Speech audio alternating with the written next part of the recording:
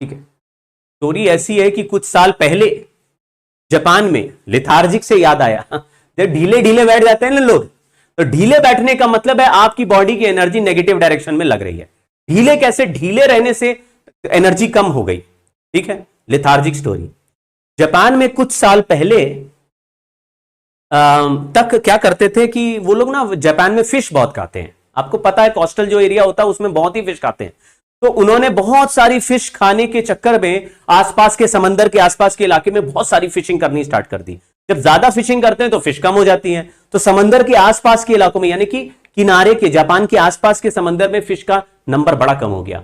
तो फिर क्या करना पड़ा उनको? बड़ी बड़ी बोट बनानी पड़ी। बड़ी बोट से समंदर के अंदर जाके और फिश वहां से पकड़ के लेके आते थे।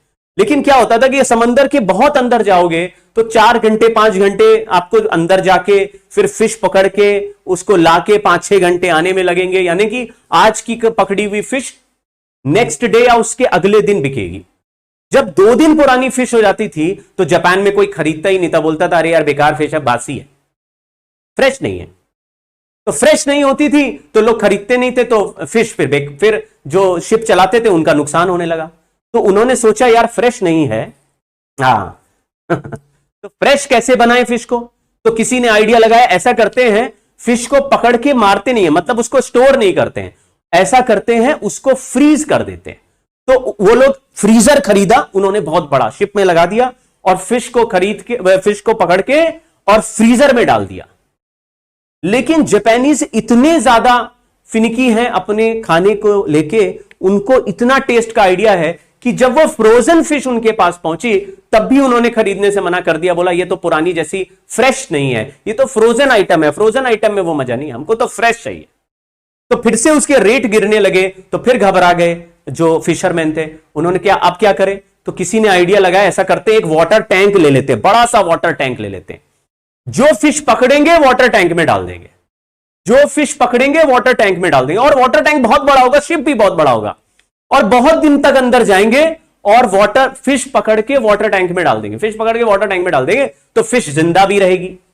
लेकिन जब वाटर टैंक में बहुत सारी फिश पकड़ के डाली तो वाटर टैंक तो छोटा होता, फिश बहुत सारी थी, कोई मरी नहीं, लेकिन सारी फिश ऐसे ही लेथार्जिक पड़ी रही। क्यों? क्योंकि बस उनको पता है कि यार चलने की कोई जगह ही नहीं है और ना ही कुछ वो है और ना ही कोई एनर्जी बची। उनको पता है अब तो मरना ही मरना है, लोगों ने मुझे पकड़ लिया। तो फिश ऐसे लेथार्जिक बैठी रहती थी। तो ऐसी लेथार्जिक फिश को लेके जब वो गए जापान में तो फिर से लोगों ने खाने से मना कर दिया, बोला यार ये तो फिश ही बेकार है, तुम्हारी स्लगिश फिश है, लेथार्जिक फिश है, इसमें टेस्ट नहीं। तो फिर दिमाग लगाया गया कि अब फिश को एक्टिव कैसे रखा जाए।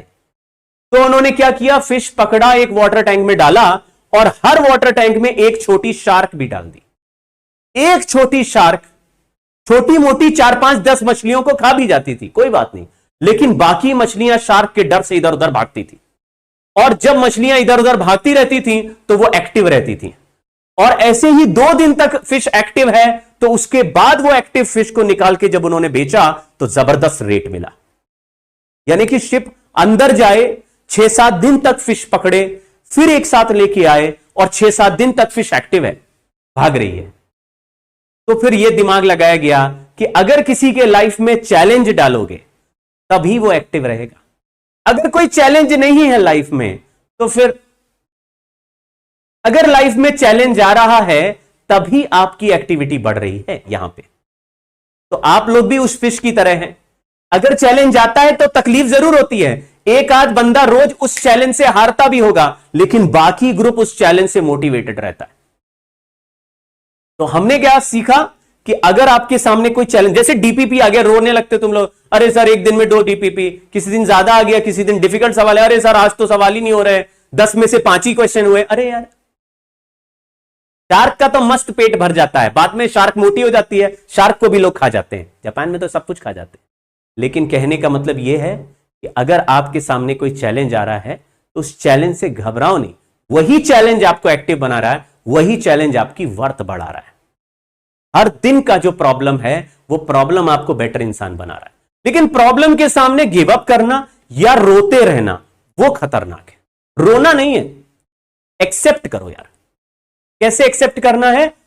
अच्छा, डीपीपी तो हम डाल देंगे, आज मैं आपको 2 डीपीपी भेज दूंगा, लेकिन वो डीपीपी को क्वेश्चन करोगे, अगर कम भी सॉल्व हुए, देखो ऐसा करो, जैसे डीपीपी में 12 सवाल है, 12 क्वेश्चन है, तो पहले डिसाइड करो कितना टाइम देंगे। इसको मान लो तुमने दिया हाफ एन आवर, तो 12 क्वेश्चन में मान लो 6 हो गए, 6 हो गए, और 6 नहीं हो रहे तो छोड़ दो, अभी 6 छोड़ दो अभी, और फिर क्या करो, हाफ एन आवर फिर केमिस्ट्री का भी कर लो, हाफ एन आवर फिर 30 मिनट्स लिखो, 30 मिनट्स 30 मिनट्स 30 मिनट्स, तो हाफ एन आवर में तीनों कर लो, फिर उसके बाद आ जाओ ये 6 सवाल जो बचे थे उनको फिर से ट्राई करो, फिर 10 मिनट में ट्राई करो, फिर 10-10 मिनट दो सभी में जो क्वेश्चन नहीं हो रहे, फिर हाफ एन आवर मत दो, फिर 10 मिनट दो, क्योंकि एक अटेम्प्ट हो चुका है, तब भी नहीं हो, यानी ऐसे 5 मिनट 2 मिनट के रिपीट अटेम्प्ट मार दो, थोड़ी थोड़ी देर बाद, 1-2 घंटे बाद 5 मिनट में फिर से सारे सवाल अटेम्प्ट करो, ज्यादा टाइम नहीं दो, क्योंकि पढ़ चुके हो तुम सवाल। तो कुछ क्वेश्चंस करने के बाद कई बार होता दिमाग खुल जाता, आइडिया लग जाता है। अच्छा, अगर फिर भी नहीं हो, ये जैसे 6 सवाल तो सर होके ही नहीं दे रहे, तो फिर आप सॉल्व्ड एग्जाम्पल देखो कहीं से, जितने सॉल्व्ड एग्जाम्पल्स आपको मिल जाएंगे उतना आपका फायदा होगा। सॉल्व्ड एग्जाम्पल पढ़ो, पढ़ो सॉल्व्ड एग्जाम्पल, इसको लाइटली मत लो, जितने दुनिया में सॉल्व्ड एग्जाम्पल हैं वो पकड़ो कहीं से, या कहीं से डाउनलोड कर लो, कुछ भी सॉल्व्ड एग्जाम्पल मिल जाए आपको, पकड़ो और फिर करो।